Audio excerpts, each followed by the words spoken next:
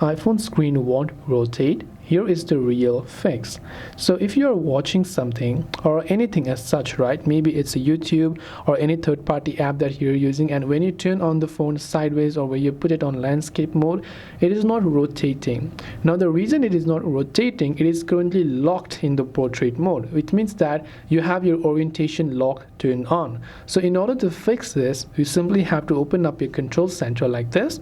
Once done, just look for this lock orientation icon, which will usually be over here. If you don't find it, you want to add it manually from add a control section. Now what you have to do is, currently if I just turn it on, it means that my phone is in auto rotating mode. If I go ahead and then put it on sideways, it will turn sideways. But if I want to basically disable this, it will be like this. So what you have to do is to simply turn on auto rotate like this, and that way your orientation lock will be disabled. So I hope that this video, you can see portrait orientation lock is currently turned on, so you can simply turn this particular thing off.